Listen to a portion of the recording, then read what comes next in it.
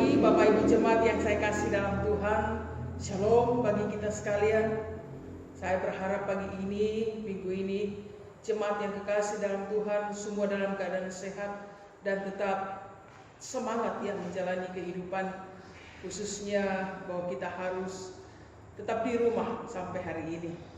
Bapak Ibu, ini adalah pelayanan atau khotbah yang ke-10 semenjak pandemi COVID-19 kita hadapi di Indonesia ini. Bapak Ibu, mari kita berdoa sebelum kita membaca dan merenungkan bagian firman Tuhan pagi ini. Kita berdoa. Kami mengangkat syukur kami kepada Tuhan pagi ini, bahwa anugerah dan kemurahan-Mu membawa kami kembali untuk bersekutu bersama-sama di tengah-tengah keberadaan kami, di rumah kami masing-masing.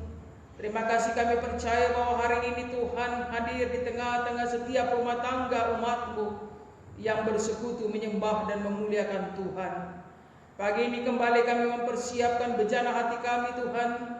Kami akan merenungkan sebagian kecil daripada sabda firman-Mu. Terangilah hati dan pikiran kami dengan Roh-Mu, supaya kami sanggup memahami firman-Mu yang datang di tengah-tengah kami.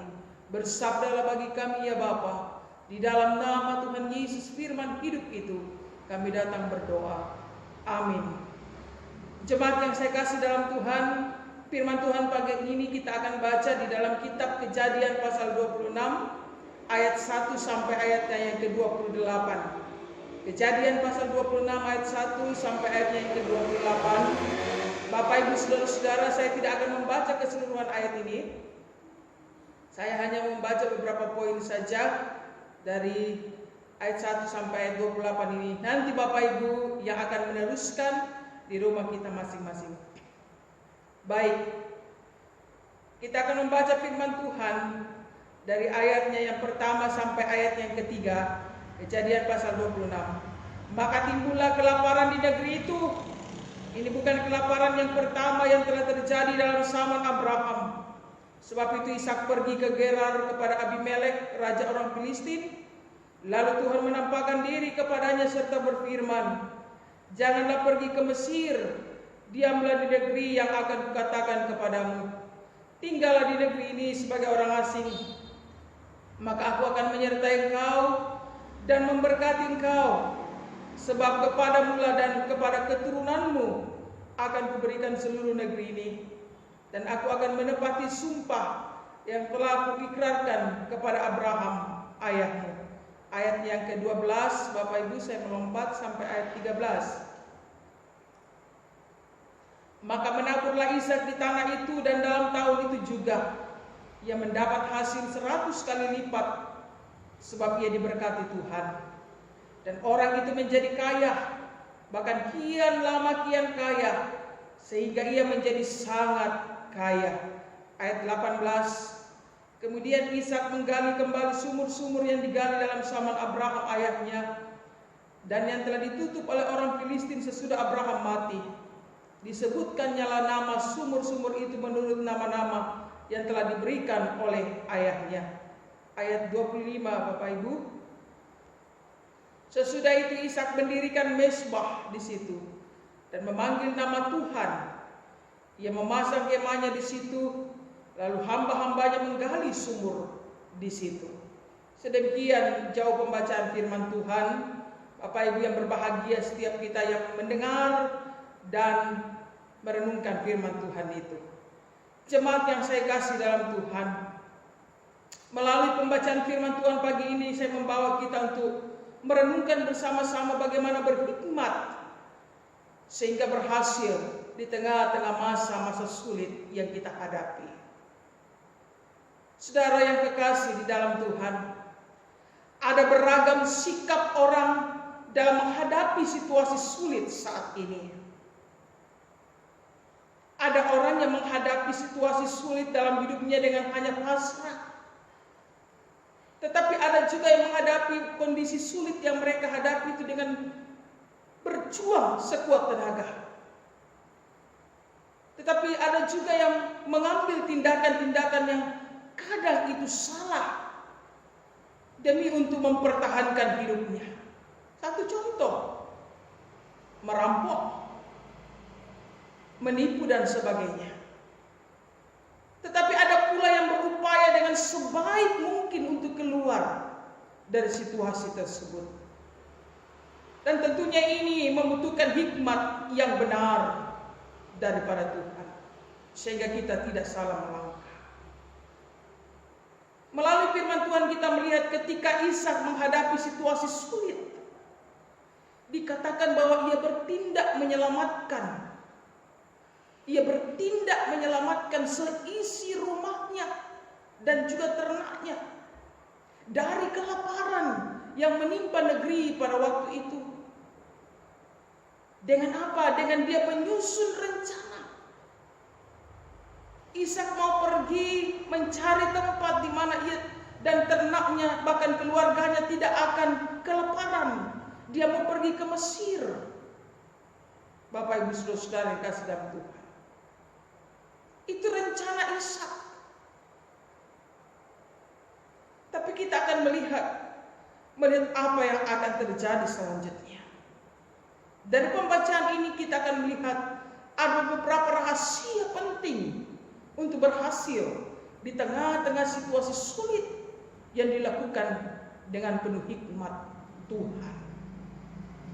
Apakah Ishak ini pergi, Bapak Ibu Saudara? Jadi pergi ke Mesir, kita melihat ayat yang pertama. Rahasia untuk kita berhasil di tengah situasi sulit yang perlu kita lakukan adalah mengikuti pimpinan Tuhan. Ayat 2 dan ayat 3 yang kita sudah bacakan tadi, Tuhan menampakkan diri kepada Ishak dan berfirman, jangan pergi ke Mesir, diamlah di negeri yang akan kukatakan kepadamu. Sekalipun engkau di situ tinggal sebagai orang asing, tapi ketahuilah aku akan tetap menyertai engkau dan memberkati engkau, dan kepada keturunanmu akan kuberikan seluruh negeri ini, dan itu akan kutepati sumpah yang telah kuikrarkan kepada Abraham bapakmu dulu. Bapak Ibu, seperti itu kalimat di ayat 2 sampai 3. Beberapa alasan mengapa Ishak mau ke Mesir. Ada 3 saya melihat. Pertama, rupanya di Mesir itu, dia melihat Mesir itu adalah negara yang sangat subur. Sepertinya tidak terjadi kemiskinan di sana, kelaparan di sana. Subur dan enak beternak di sana dan pasti dia akan berhasil. Itu alasan pertama mengapa dia mau mengungsi, dia mau pergi ke Mesir. Yang kedua, di Mesir itu memiliki sistem perekonomian yang sangat kuat. Tentunya dia akan berhasil dengan ternak-ternaknya dan segala hal. Kemudian yang ketiga, negara itu adalah negara yang sangat kaya dengan sumber daya alam. Bapak Ibu Saudara, namun bagaimana dengan kemauan Tuhan bagi Ishak? Firman Tuhan tadi katakan di ayat 2, tetapi Tuhan melarang Ishak ke Mesir. Dan kemudian Tuhan memerintahkannya untuk tinggal sebagai orang asing di daerah orang Filistin. Karena Tuhan ingin membuktikan, Tuhan mau membuktikan janji penyertaannya. Dan Tuhan mau menyatakan berkatnya kepada Ishak. Bapak Ibu Saudara, dengan berhikmat, maka ia pun, Ishak ini, ia tidak jadi ke Mesir. Keputusan Ishak sebelumnya ialah ia akan ke Mesir karena ada rasa takut sebagai orang asing.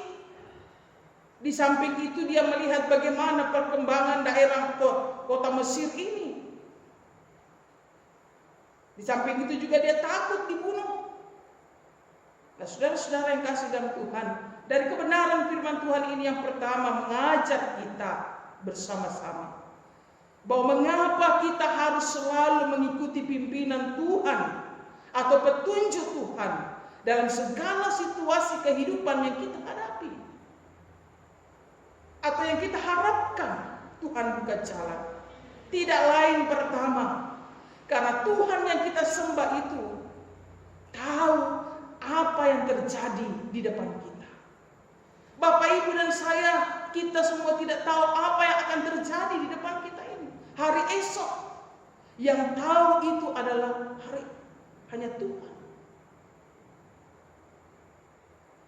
Bapak, Ibu, saudara-saudara yang kasih dalam Tuhan, segala sesuatu ada di dalam tangan Tuhan. Kita sedikit pun tidak tahu hari esok seperti apa dan bagaimana kehidupan kita. Yang kedua, kenapa kita harus selalu mengikuti pimpinan atau petunjuk Tuhan dalam segala situasi kehidupan yang kita hadapi? Karena Tuhan tidak merancangkan hal-hal yang membahayakan kita. Dia tidak pernah merancangkan hal-hal yang membahayakan kita. Bapak, Ibu, kalau kita membuka Yesaya pasal 55 ayat 8 dan 9. Firman Tuhan katakan di sana, sebab perancanganku bukanlah rancanganmu dan jalanmu bukanlah jalanku. Demikianlah firman Tuhan, seperti tingginya langit di bumi, demikianlah tingginya jalanku dari jalanmu dan rancanganku dari rancanganmu. Saudara-saudara, dan yang ketiga, kalau kita selalu mengikuti pimpinan atau petunjuk Tuhan setiap saat ketika kita menghadapi situasi yang sulit dalam kehidupan kita, maka ada berkat dan penyertaan Tuhan di balik ketaatan kita mengikutinya. Ini yang terjadi bagi kehidupan Ishak. Itulah sebabnya Bapak, Ibu, sangat perlu kita meminta hikmat Tuhan sebelum kita melaksanakan, sebelum kita mengambil keputusan dan melakukan apapun itu dalam kehidupan kita, agar kita selalu mengikuti pimpinan Tuhan. Karena Tuhan yang lebih tahu perjalanan hidup kita daripada kita. Yang kedua, rahasia penting untuk kita berhasil di tengah situasi sulit yang dilakukan dengan penuh hikmat Tuhan. Ayat 12, bekerja dalam pengharapan. Bekerjalah dalam pengharapan. Bapak, Ibu, saudara-saudara, saat-saat sekarang ini di mana-mana banyak di PHK orang, ya, karena kondisi dan keadaan tidak memungkinkan akibat virus ini. Tapi kita yang percaya kepada Tuhan, kita percaya bahwa Allah menjamin kehidupan kita dan senantiasa membukakan cara bagaimana kita menjalani hidup ini berkemenangan di dalam Tuhan. Bekerja dalam pengharapan. Saudara-saudara, sebagai orang, ayat 12, sebagai orang asing di tanah Gerar, Ishak bekerja keras di dalam pengharapannya kepada Allah. Dia bekerja keras, dia menabur di tanah itu, dan akhirnya kemudian dia menuai hasil. Dikatakan firman Tuhan 100 kali lipat. Mengapa ini terjadi? Karena ketaatan Ishak menyebabkan ia mengalami berkat yang berlimpah-limpah dari Tuhan. Jemaat yang kekasih dalam Tuhan, dari kebenaran firman Tuhan ini yang kedua kita mengambil hikmahnya, bahwa Tuhan memberkati orang-orang yang bekerja keras. Jangan pernah lelah, jangan pernah menyerah dengan keadaan, situasi yang mungkin saat ini sulit sekali, tetapi bekerjalah. Apa yang perlu kita kerjakan, yang dijumpai tanganmu, kerjakanlah. Karena Tuhan akan memberkati orang-orang yang tidak pernah mengeluh, tapi dengan bekerja keras. Kemudian yang kedua, orang yang menabur bekerja dalam pengharapan kepada Tuhan setiap saat. Tuhan katakan akan dibuatnya berbeda hidupnya dengan orang-orang di sekelilingnya. Ini yang dibuktikan Tuhan dalam kehidupan Ishak.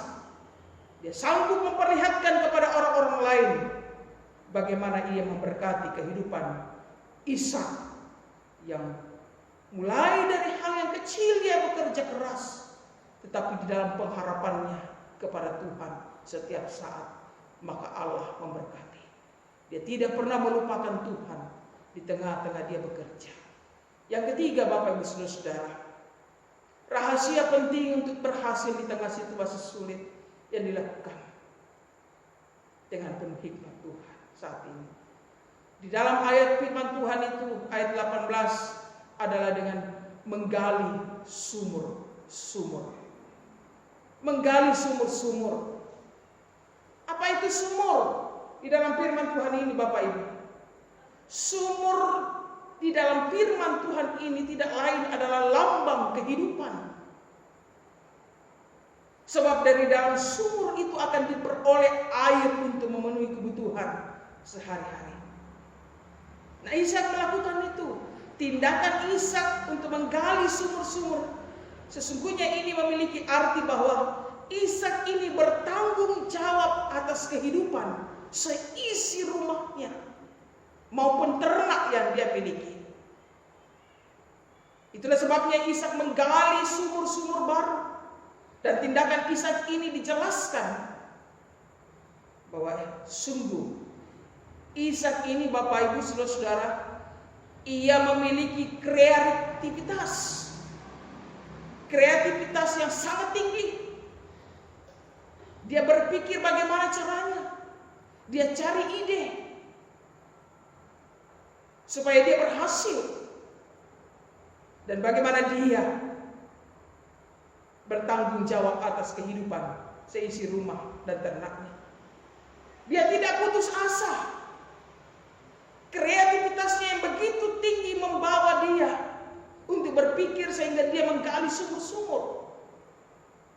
Dia menghadapi tantangan itu serta senantiasa bekerja keras. Sekalipun ada saja orang-orang yang menghambat pekerjaannya, sumur-sumur Ishak, dan kemudian mematikan ternak milik Ishak, tapi Ishak tidak pernah membalas itu. Saudara yang kasih dalam Tuhan, dari kebenaran firman Tuhan ini kita belajar. Memang sangat perlu kita berhati-hati terhadap musuh-musuh kita yang kadang-kadang berusaha menutup sumur-sumur kita setiap saat. Kadang-kadang ada orang-orang berniat jahat supaya kita tidak berhasil, tidak sukses di dalam pekerjaan kita, di dalam usaha yang kita lakukan. Kadang-kadang ada orang yang menjatuhkan dan lain sebagainya. Tetapi Ishak tidak peduli dengan itu, Bapak Ibu Saudara. Dari kebenaran ini juga kita diajar bagaimana kita memiliki kreativitas yang tinggi di tengah-tengah situasi yang sulit, kondisi saat ini. Kita berupaya memberi ide-ide yang baik, yang bagus, supaya kita tetap sukses dan kehidupan kita tetap berjalan dengan baik. Ya, saya melihat selama kondisi dan keadaan virus ini, jemaat Tuhan, saya melihat kalau di WA sering diumumkan, ya siapa yang mau ada ini, ada masakan ini, ada masakan itu dan lain sebagainya, ada yang pergi mancing dan sebagainya. Punya kreativitas, dia tidak putus asa menghadapi setiap tantangan. Apa saja yang kita bisa kerjakan, buat, maka Tuhan akan memberkati dalam kehidupan kita. Bapak Ibu Saudara, yang terakhir, rahasia penting itu berhasil di tengah situasi sulit yang dilakukan dengan penuh hikmat Tuhan, tetap beribadah kepada Allah. Ayatnya yang ke-25. Ishak mengikuti pimpinan Tuhan. Dia bekerja dalam pengharapan. Dia berusaha membuka, memikirkan, ya, kreativitas yang tinggi sehingga dia menggali sumur-sumur demi untuk tanggung jawab yang dia emban sebagai kepala rumah tangga, memikirkan seisi rumah tangganya. Lebih daripada itu, dia tetap beribadah kepada Allah. Saudara-saudara yang kasih dalam Tuhan, kebiasaan buruk yang sering dilakukan oleh orang-orang yang telah diberkati oleh Tuhan sampai pada masa kini, saya perhatikan, ialah terkadang orang kalau sudah diberkati oleh Tuhan, ia mulai sibuk mengurusi segala kekayaan. Ia mulai sibuk mengurusi uangnya. Sehingga apa? Mulai dan lambat laun mengesampingkan waktu untuk beribadah. dengan Tuhan. Tidak harmonis lagi dengan Tuhan. Tidak ada kedekatan lagi beribadah dengan Tuhan. Kenapa? Karena kesibukan dengan pekerjaan. Sudah sangat diberkati luar biasa oleh Tuhan. Waktu lebih banyak dengan kesibukan-kesibukan itu. Di sini kita lihat Ishak menyadari betapa pentingnya hubungan yang harmonis dengan Tuhan. Dan hal inilah yang dibuktikan dengan tindakannya, di mana dia mendirikan mezbah dan beribadah kepada Tuhan. Ishak sadar bahwa segala kekayaan yang ia miliki, segala apa yang saat ini dia nikmati adalah pemberian Tuhan. Dan karena itu Ishak senantiasa memprioritaskan Tuhan dalam hidupnya.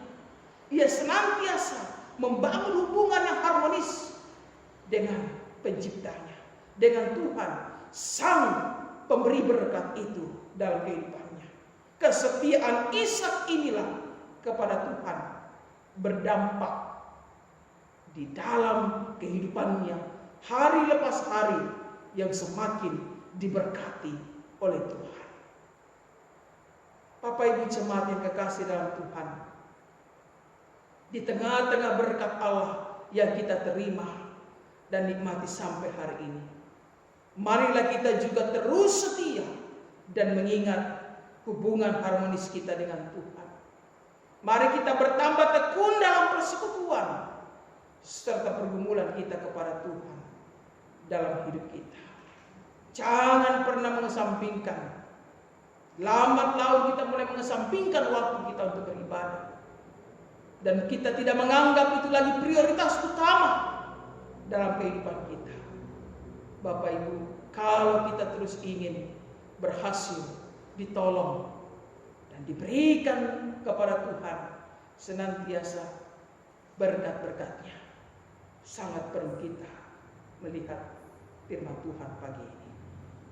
Jemaat yang saya kasih dalam Tuhan, menjadi perenungan kita bersama-sama mengakhiri firman Tuhan ini, saya ingin bertanya kepada kita, dan mari kita merenungkan, apakah pengharapan kepada Tuhan tampak dalam segala pekerjaan yang kita lakukan sampai hari ini?